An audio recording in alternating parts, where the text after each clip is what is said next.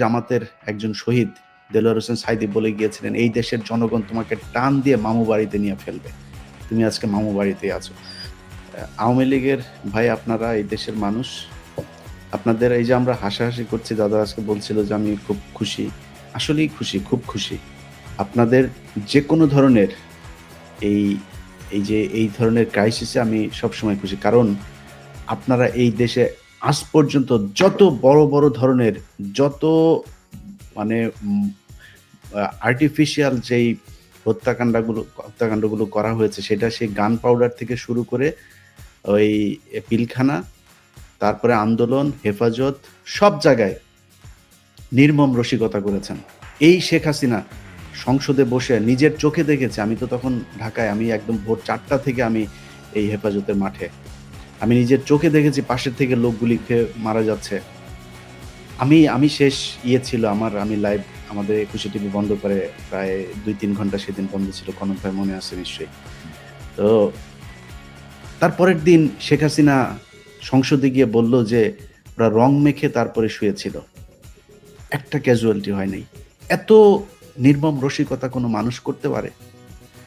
তো আওয়ামী লীগের জন্য আমাদের ভেতরে কিন্তু মায়া আছে। আমাকে দিয়ে হাসিনা যেটা করেছে, সেটা ইভেন আওয়ামী লীগের অনেক মানুষ, আপনারা যাকে তাকে ভালোবাসেন, তারাও পারবেন না। এ যে ধরনের মানে নিষ্ঠুর আচরণ করে, এটা আপনাকে দিয়েও সম্ভব না। তো আমরা শুধু এইটুকুই বলতে চাই যে এই দেশের রাজনীতিকে আজকের এই পর্যায়ে নিয়ে এসেছে শেখ হাসিনা। যে মুজিবুর রহমান খারাপ ছিল না ভালো ছিল, সেটা নিয়ে আলোচনা করতে গেলে ওই দাদার একটা বই আছে, ওইখানেই শুনেন। এই যে এখন বলে না, আজকালকে একটা পোস্ট দেখলাম, সেই পোস্টের মধ্যে লেখা হচ্ছে যারা নাকি বীরাঙ্গনা ছিল 71-এর সময়, যারা নাকি মানে ইয়ে হয়েছিল, যাদের কোনো পরিচয় ছিল না, এরকম কিছু মানুষকে নাকি শেখ মুজিব বলেছে লিখে দিও 32 নাম্বার তাদের ঠিকানা, শেখ মুজিব আমাদের বাবা। এই শেখ মুজিব বিদেশিদের সাথে চুক্তি করেছে তাদেরকে বাইরে পাঠিয়ে দেওয়ার জন্য, সে বাংলাদেশে রাখতে চায়নি তাদেরকে। দূষিত রক্ত বলছে, দূষিত রক্ত বলেছে। এবং এটা এই পিনাকি দাদার ওই বইতেও উনি রেফারেন্স সহ এই জিনিসগুলো বলেছেন। আমি এছাড়াও অনেক বইতে পড়েছি। তো এই তো শেখ মুজিব, তাকে নিয়ে যদি আপনি কথা বলতে চান, এই 32 নাম্বারকে নিয়ে নেগেটিভ কথা বললে অনেক কথা ইতিহাসের একদম সূত্র ধরে ধরে বলে দিব। আমরা সেটা নিয়ে কথা বলতে চাই না, কিন্তু এই কথা আপনারা বলাচ্ছেন। আজকে 32 নাম্বার ভাঙতে মানুষ যেত না যদি আপনি কয়দিন আগে 2,500 মানুষ না মারতেন। বিএনপি আপনার পাশে দাঁড়াইতো যদি বিএনপির যে নেত্রী, তাকে যদি তার ঘর থেকে আপনি বের না করতেন। এই তারেক রহমানকে দেশছাড়া করেছেন আপনারা। আজকে এই জামাতের উপরে যে ধরনের নির্যাতন হয়েছে, জামাতের একজন শহীদ দেলোয়ার হোসেন সাঈদী বলে গিয়েছিলেন, এই দেশের জনগণ তোমাকে টান দিয়ে মামু বাড়িতে নিয়ে ফেলবে, তুমি আজকে মামু বাড়িতেই আছো। তো আওয়ামী লীগের লোকজনের আমরা যেটা মনে করি যে একটু মিনিমাম হইলেও আপনাদের অনুশোচনা হওয়া দরকার। বাংলাদেশের মানুষের কাছে এখনো সময় আছে, মাপ চান। যতই এদের কথাবার্তা শুনে ফাল পারেন যে 75-এ যেটা হয়েছে সেটা আমরা হইতে দিব না, আর 75-এ মানুষ নেচেছিল, আজকেও নাচছে, আজকেও আপনারা কিছু করতে পারেন নাই। ভবিষ্যতে এরকম করলে আবারও মানুষ এইভাবে আপনাদের বিরুদ্ধে নামবে, সেই দিনও কিছু করতে পারবেন না। আজকে যারা বেঁচে আছেন তারা চোখের সামনেই দেখছেন যে 15ই আগস্টে মানুষ যে মিষ্টি বিতরণ করেছিল সেটা সত্য কি মিথ্যা। রাইট ইলিয়াস, আমি শুধু একটা বিষয় যোগ করতে চাই। আপনি যে হেফাজতের রক্তের কথা বললেন, রক্ত রং মেখে হাসিনা যে বলল, আপনি নিশ্চয়ই দেখেছেন আরো নির্মম কথা। সে নিজের নির্দেশ দিয়ে গুম করে বলেছে এরা অভিবাসী হতে যে সাগরে ডুবে মারা গেছে, কিন্তু সে দিয়েছে।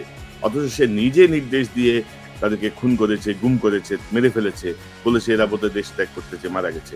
তো পিনাকিদা, আপনার কাছ থেকে একটু জানি যে এখন করণীয় কি? আওয়ামী লীগের সহযোগীদের আর অনুকম্পার সুযোগ নাই। এই জায়গাটা আমাদের রাজনৈতিক দলগুলো কি করতে পারে? সরকারের ভূমিকা কি হওয়া উচিত আগামীকাল থেকে? আপনার মন্তব্যটা আমরা জানতে চাই, আপনার বক্তব্যটা জানতে চাই।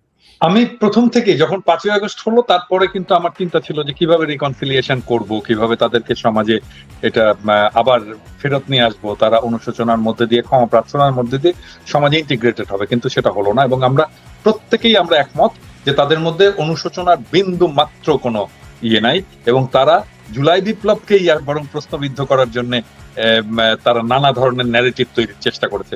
So no mercy. এখন আর কোনো ক্ষমা নয়। বাংলাদেশের ভেতরে বসে যারা আওয়ামী ফ্যাসিবাদের কথা বলবে, সহানুভূতি দেখাবে, ওই শাওন টাউন সহ, যে বলে না ক্যারা উঠছে, শাওন টাউন সহ যারা বলবে, তাদের সবাইকে জয় বাংলা করে দিতে হবে। এবং আমাদের আগামী 1 মাস ধরে, ওরা 1 মাসের কর্মসূচি নিয়েছে না, আমাদের আগামী 1 মাস ধরে আমাদের কর্মসূচি চলবে এদেরকে জয় বাংলা করা।